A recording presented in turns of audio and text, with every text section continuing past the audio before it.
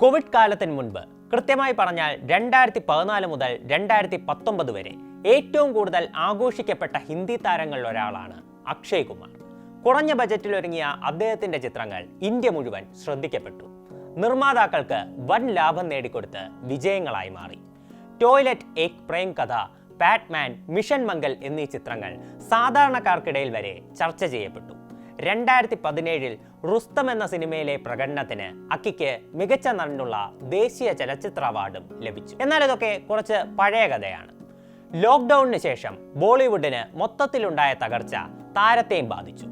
മികച്ച റിവ്യൂസ് നേടിയിട്ട് പോലും അക്ഷയുടെ പല നല്ല ചിത്രങ്ങളും 8 നിലയിൽ പൊട്ടി. കേസരി ചാപ്റ്റർ 2, സ്കൈ ഫോഴ്സ്, സർഫറിയ എന്നീ ചിത്രങ്ങൾ ഇതിന് ഉത്തമ ഉദാഹരണങ്ങളാണ്. ഇടയ്ക്കിറങ്ങിയ OMG2 വിജയിച്ചെങ്കിൽ പോലും അതിന്റെ ക്രെഡിറ്റ് മുഴുവൻ പ്രധാനമായി ലഭിച്ചത് പങ്കജ് ത്രിപാഠിക്കാണ്. എന്നാൽ ഇപ്പോൾ താരത്തിന്റെ ആരാധകർക്ക് ഫുൾ കോൺഫിഡൻസിൽ അഹങ്കാരത്തോടെ പറയാം, അക്ഷയ് കുമാർ ഈസ് ബാക്ക്. താരത്തിന്റെ ഏറ്റവും പുതിയ ചിത്രം ഹൗസ്ഫുൾ 5 ബോക്സ് ഓഫീസിൽ മികച്ച കളക്ഷൻ നേടി മുന്നേറുകയാണ്. 10 ദിവസം കൊണ്ട് ഇന്ത്യൻ ബോക്സ് ഓഫീസ് നെറ്റ് കളക്ഷനിൽ നിന്ന് മാത്രം 153 കോടി രൂപയാണ് ചിത്രം നേടിയത്. ഇതിനോടകം ചിത്രം അക്ഷയ് കുമാറിന്റെ കരിയറിലെ ഏറ്റവും കൂടുതൽ കളക്ഷൻ നേടുന്ന 7ാമത്തെ ചിത്രമായി മാറിക്കഴിഞ്ഞു. 2010 സാജിദ് ഖാന്റെ സംവിധാനത്തിൽ പുറത്തിറങ്ങിയ ഹൗസ്ഫുള്ളിന്റെ 5ാം ഭാഗമാണ് ഇപ്പോൾ തിയേറ്ററുകളിൽ പ്രദർശനം തുടരുന്നത്. ഒരു കപ്പലിൽ നടക്കുന്ന കൊലപാതകവും തുടർന്ന് നടക്കുന്ന ചില രസകരമായ സംഭവവികാസങ്ങളുമാണ് ഹൗസ്ഫുൾ 5ന്റെ പ്രമേയം.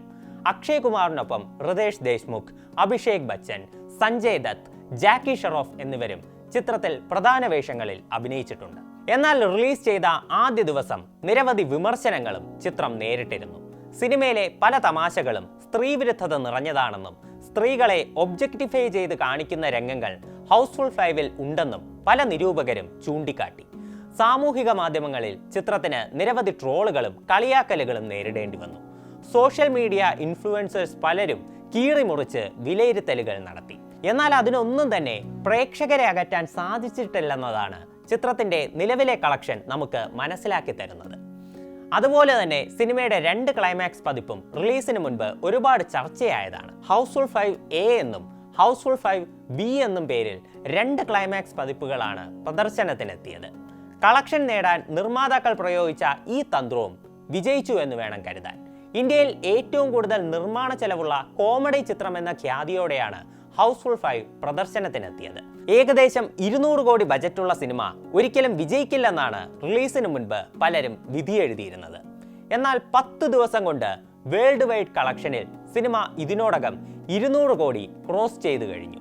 ഇനി എത്ര ലാഭമാകും ചിത്രം നേടുക എന്നേ അറിയാനുള്ളൂ. ഇത് ഏറ്റവും കൂടുതൽ സന്തോഷവും ആശ്വാസവും നൽകുന്നത് അക്ഷയ് കുമാറിന് തന്നെയാണ്. അടുത്തിടെ താരത്തിന്റെ തുടർച്ചയായ പരാജയങ്ങളെക്കുറിച്ചുള്ള ചോദ്യത്തിന് അദ്ദേഹം പ്രതികരിച്ചത് വളരെ വൈകാരികമായിരുന്നു. എത്ര ചിത്രം ഫ്ലോപ്പായാലും എന്നെ വെടിവെച്ച് കൊല്ലുന്നതുവരെ താൻ തന്റെ ജോലി തുടരുമെന്നാണ് അക്ഷയ് പറഞ്ഞത്. ഇന്ന് നമുക്ക് ഉറപ്പിച്ചു തന്നെ പറയാം, അക്ഷയ് കുമാർ ഇവിടെ തുടരുമെന്ന്.